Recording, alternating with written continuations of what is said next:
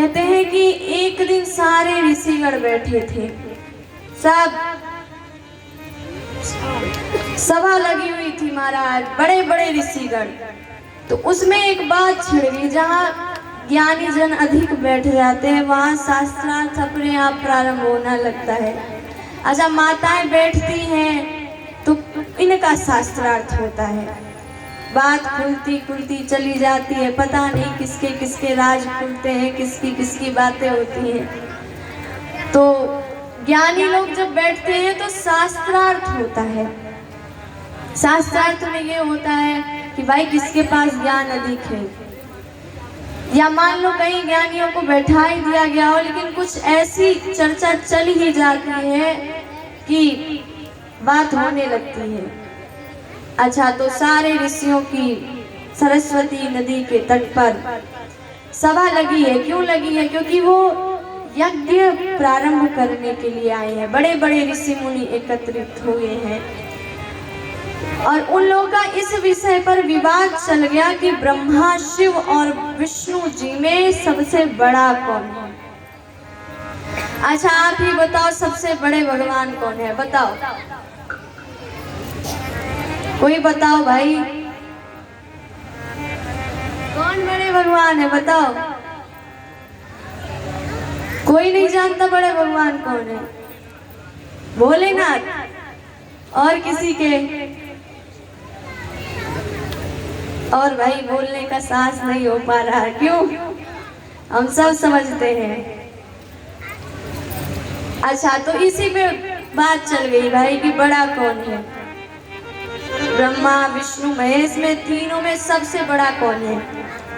और ये भी प्रश्न उठ ही जाता है भाई, स्वभाव है ज्ञानियों का वाद विवाद करना। तो जो भगवान शिव की टोली वाले हो तो वो बोले हमारे भोलेनाथ सबसे बड़े हैं, इतने परम योगी हैं, इतने बड़े हैं, सारे प्रलय उन्हीं के हाथ में है। और जो ब्रह्मा जी के ओर से हैं उनकी तरफ से, तो वो बोले ना ना शिव जी ना, हमारे ब्रह्मा जी बहुत बड़े हैं, ये जो पूरी सृष्टि देख रहे हो हमारे ब्रह्मा जी ने ही बनाई है, हमारे ब्रह्मा जी बड़े हैं। तो विष्णु भक्त बोले ना ना चुप रहो, हमारे विष्णु भगवान सबसे बड़े हैं। सब अपने अपने भगवान को बोले, जो जिसके इष्ट देव हो वो बोले कि हमारे भगवान बड़े हैं, और गुण भी गिनाए कि हाँ देखो हमारे भगवान के अंदर इतना गुण है, इतना गुण। अच्छा, अब ये वास्तव में बहुत विचारणीय हो गया कि वास्तव में है कौन बड़ा। तो सारे ऋषियों ने नियुक्ति किया भृगु जी को, भृगु जी आप जाइए और सबकी परीक्षा लीजिए कि कौन बड़ा है। भृगु जी निकल पड़े भैया कि चलो देखते हैं इन सब में कौन बड़ा है। पहले पहुंचे ब्रह्मा जी के पास। ब्रह्मा जी के पास भृगु जी पहुंचे और भृगु जी के पिताजी लगे ब्रह्मा जी। तो ब्रह्मा जी ब्रह्मलोक में बैठे हैं, सारी सभा लगी है।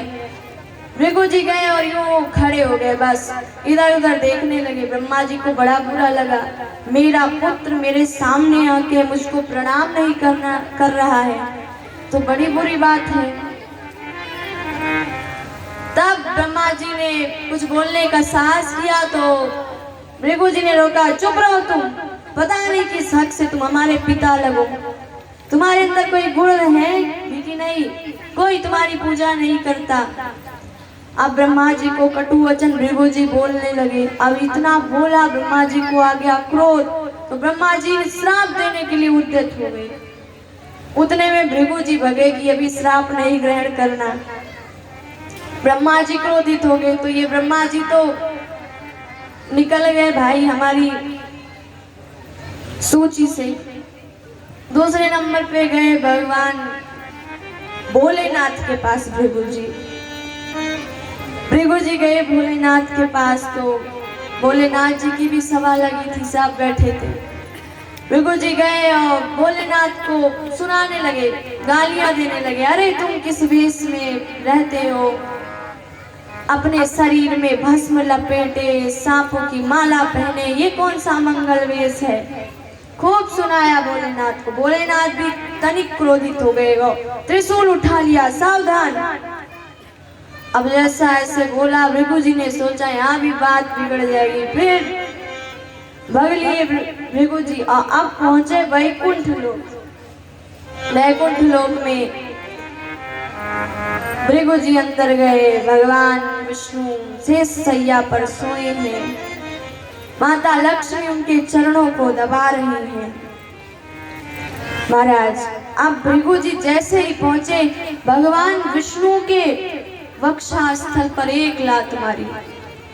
अब सोचिए महाराज, लेकिन भगवान विष्णु उठे तो क्रोधित नहीं हुए, उसके बजाय क्षमा मांगने लगे कि हे ब्राह्मण देवता, आपने सही किया जो हमको मारा, क्योंकि एक ब्राह्मण हमारे द्वार पे आए हैं और हम सो रहे हैं, मैं सो रहा हूँ। हे मुनिवर, आपके चरण बड़े कोमल हैं, हमारा वक्षस्थल बहुत कठोर है, आपके चरणों को चोट तो नहीं लगी, बताइए। हमारे आभूषण तो आपके पैरों में नहीं चुभे, बताइए। आप भृगु जी के नेत्र सजल हो गए। ब्रह्मा जी को तो केवल कहा ही कहा था, भगवान शिव को तो केवल वाणी से कुछ कहा था, लेकिन यहाँ विष्णु जी को चरण का प्रहार किया। और भगवान क्या बोल रहे हैं कि आपके चरण तो नहीं दुखे। ये है भगवान की लीला, भगवान की महिमा है, यही है महिमा। भगवान ने इस प्रकार कहा। अच्छा, भगवान तो मान गए, लेकिन लक्ष्मी मैया को बड़ा क्रोध लगा। पति देवता सीधे साधे हो, कोई आके उनको कुछ बोल जाए तो माताओं को बड़ा कष्ट होता है। कैसे तुमको बोल दिए वो, तुम ऐसे सबसे चुपचाप बातें सुनते रहते हो, सबको सबके सामने झुक के रहते हो। तो लक्ष्मी मैया भी क्रोधित हो गई और सारे ब्राह्मणों से रुष्ट हो गई। अब बेचारे ब्राह्मण गरीब बने रहते थे, लेकिन जब ब्राह्मण देवता ने रुक्मणी जी का विवाह ठिकवाया, भगवान से मिलाया, तो रुक्मणी जी लक्ष्मी जी प्रसन्न हो गई। वाह वाह, ब्राह्मण तो बड़े काम की चीज है। बस ब्राह्मणों की सेवा प्रारंभ। तो भृगु जी ने तीनों देवों की परीक्षा ली और अंत में यही निष्कर्ष निकाला कि हमारे भगवान विष्णु ही सर्वश्रेष्ठ हैं। आगे चल के यदुवंश को शाप का वर्णन आता है। यदुवंश इतना विशाल हो गया था जिसका वर्णन नहीं किया जा सकता। महाराज भगवान पृथ्वी पर आए थे राक्षसों को मारने, राक्षसों का वध करने, लेकिन सारा भार तो उतर गया, पर उनके वंश से ही इतना भार हो गया पृथ्वी पे कि जिसको नष्ट करना आवश्यक था। कहते हैं यदुवंश में 18 महारथी हुए और भगवान की 16,108 रानियों से प्रत्येक रानियों से 10-10 पुत्र हुए। यदुवंशी बालों को शिक्षा देने के लिए 88 लाख आचार्य नियुक्त किए गए। उग्रसेन जी के साथ में एक नील सैनिक ही रहते थे। इतना विशाल यदुवंश हो गया था। भगवान मन में विचार किए कि जब तक मैं पृथ्वी पर हूँ तब तक तो ठीक है यदुवंश, लेकिन यदि जिस दिन मैं पृथ्वी से गया तो ये यदुवंशी मेरे समान ही बलवान है, तो ये पृथ्वी पे कोई अनर्थ कर सकते हैं। तो भगवान ने अपने ही कुल को नष्ट करना उचित समझा। एक दिन सांब इत्यादि भगवान के पुत्र खेल रहे थे और खेल में कुछ बालकों ने सांब को बढ़िया साड़ी वाड़ी पहना दी, पेट में तकिया इत्यादि बांध के पूरा स्त्री का वेश बना दिया और लेके पकड़ के गए ऋषियों के पास। ऋषियों की बहुत मंत्रणा चल रही थी प्रमुख। अब पहुंचे और बोले, बाबा जी ये हमारे घर की दुल्हन है और इसको बताइए लड़का होगा कि लड़की। अच्छा, अब घूंघट पूरा ओढ़े हैं सांप, तो पता भी नहीं चल रहा। ऋषियों ने ध्यान लगाया कि बालक होगा कि बालिका।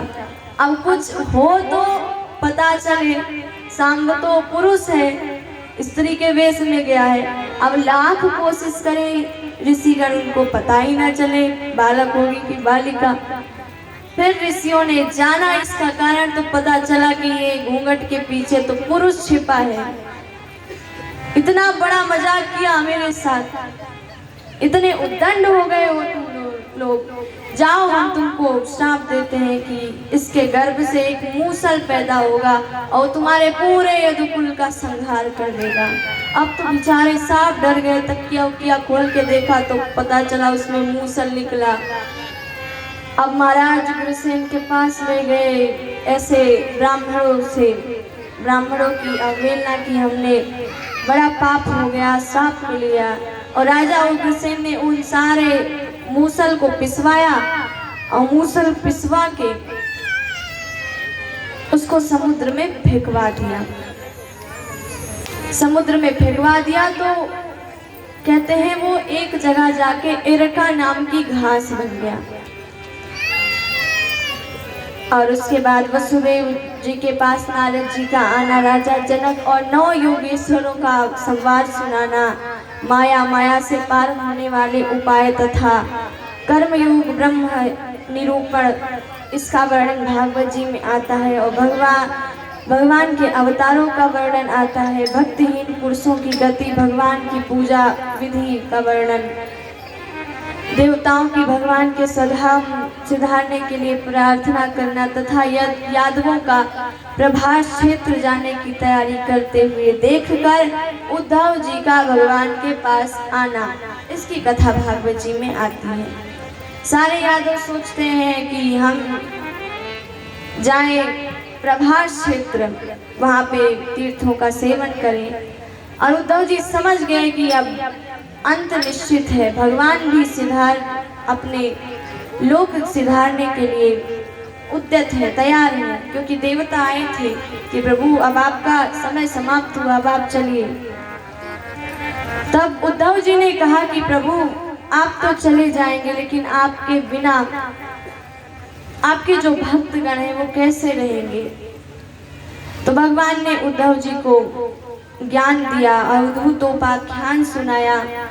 और कहते हैं कि भगवान ने अपनी जो शक्ति थी वो भागवत जी में डाली कि भागवत जी हमारी शब्दमयी मूर्ति होगी, हमारे भक्त कलयुग में इसी के सहारे रहेंगे।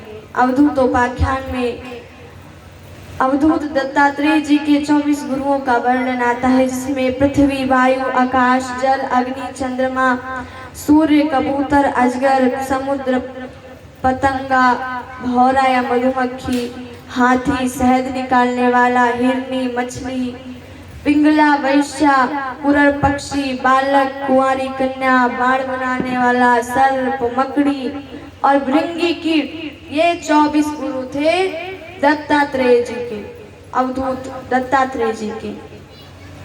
इन सब से उन्होंने ज्ञान प्राप्त किया था।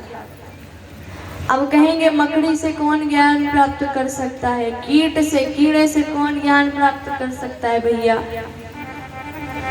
पृथ्वी से कौन ज्ञान प्राप्त कर सकता है। लेकिन उन्होंने किया। मैं कुछ गुरुओं का वर्णन यहाँ करूंगी। जैसे पृथ्वी से उन्होंने धैर्य क्षमा की शिक्षा ली, आघात सहने पर भी ना चिल्लाना, इसकी शिक्षा ली।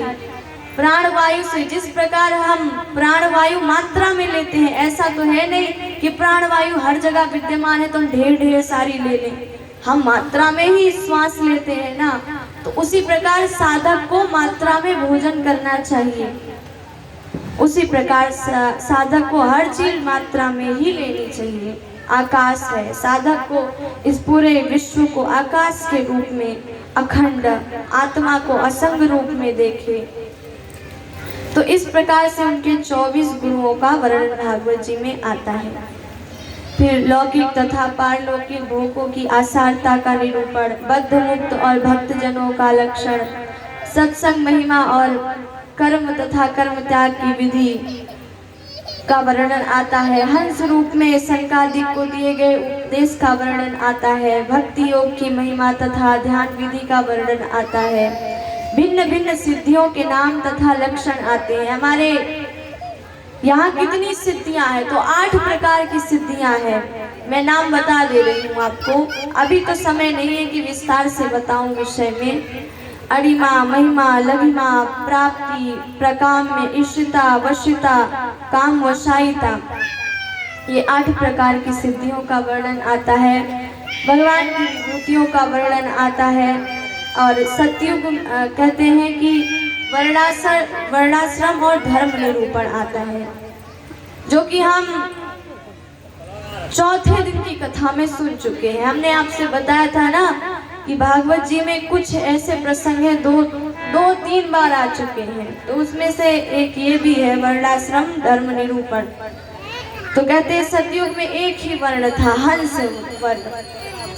सतयुग में मात्र एक हंस वर्ण था, लेकिन त्रेता युग में विराट पुरुष के मुख से ब्राह्मण, भुजा से क्षत्रिय, जांघ से वैश्य, चरणों से शूद्र की उत्पत्ति हुई और तब से ही वर्ण व्यवस्था चालू हुई। त्रेता युग से वानप्रस्थ और सन्यासी के धर्म, भक्ति, ज्ञान और यम नियम आदि साधनों का वर्णन, ज्ञान योग, कर्म योग और भक्ति योग का वर्णन, गुण दोष व्यवस्था का स्वरूप और लक्षण, तत्वों की संख्या, प्रकृति, पुरुष, विवेक, एक तितिक्षु ब्राह्मण का इतिहास भी आता है। सांख्य योग, तीनों गुणों की वृत्तियों का निरूपण, पुरुरवा की वैराग्योक्ति, क्रिया योग का वर्णन, परमार्थ निरूपण, भागवत के धर्मों का निरूपण तथा उद्धव जी का बद्रिकाश्रम।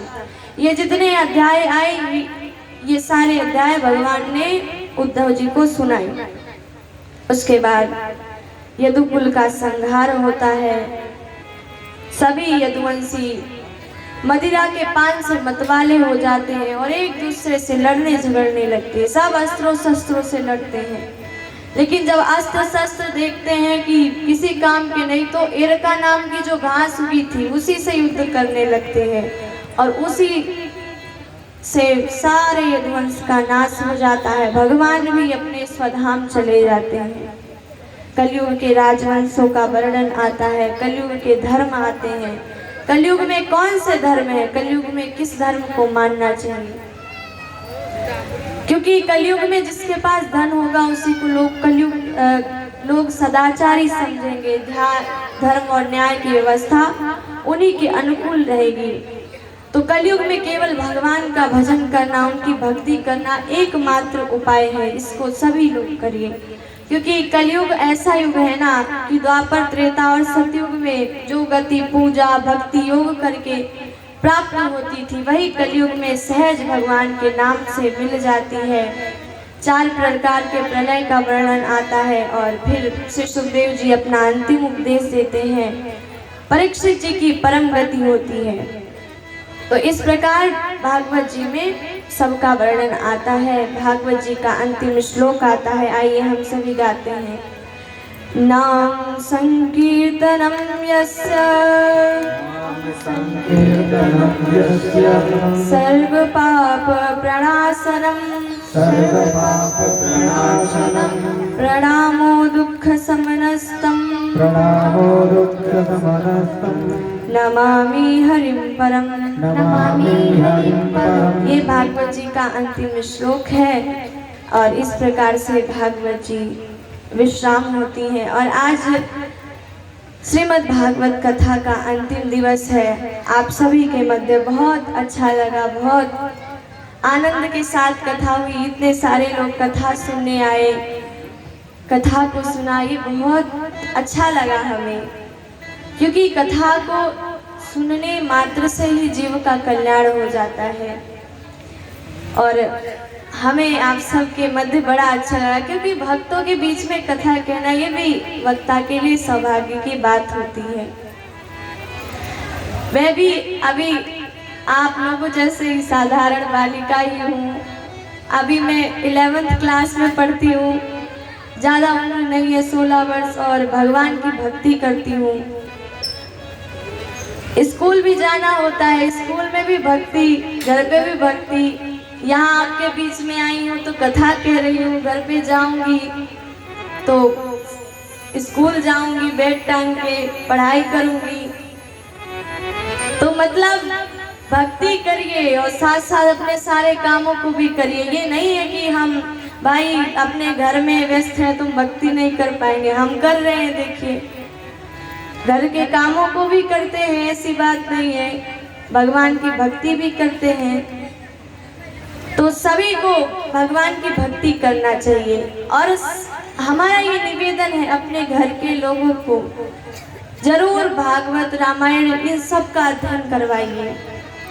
और यही नहीं, शास्त्र के साथ साथ शस्त्र का भी ज्ञान करिए, क्योंकि हमारे पास शास्त्र का ज्ञान तो है, मैं आपको यहाँ भागवत सुना रही हूँ, साथ साथ शस्त्रों का भी ज्ञान है। लाठी चलाना, डंडा चलाना, मुक्केबाजी, राइफल चलाना, ये सब मैं चला चुकी हूँ। इसका सबका जो अभ्यास है वो कर चुकी हूँ। कैसे कोई यदि मारे आपको तो कैसे बचाव करना, तो ये सब हम सीख के आए हैं। क्योंकि मैं विश्व हिंदू परिषद की छात्रा प्रमुख हूँ और हमारी माताजी जिला संयोजिका है, तो इन सब का ज्ञान है हमें, किस प्रकार से समाज में कुरीतियाँ हैं, लोग लव जिहाद के चक्कर में फंस रही हैं लड़कियां, किस प्रकार से इस उम्र में आते आते अंधी हो जाती हैं, भक्ति में कम मन और पता नहीं किसकी भक्ति करने लगती हैं, वो सब मालूम है। तो भैया अपने अवस्था को जिस अवस्था में हो उसी अवस्था में भक्ति करो, उसी अवस्था में भगवान का नाम लो। और मैं भी ले रही हूँ भगवान का नाम धीरे धीरे।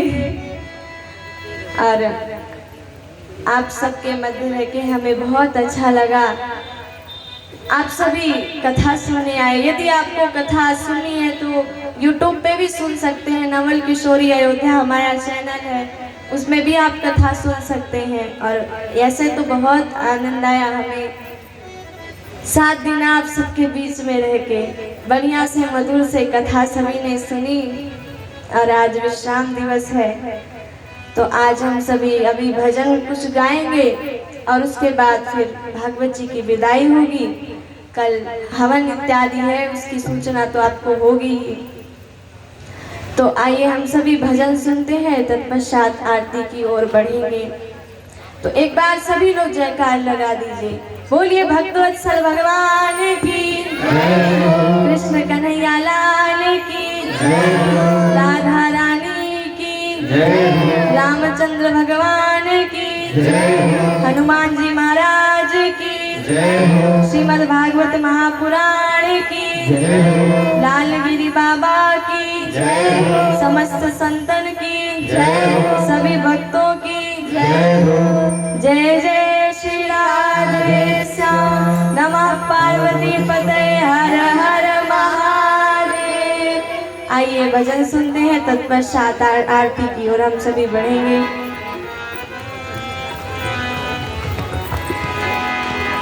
बोलिए बांके बिहारी लाल की जय।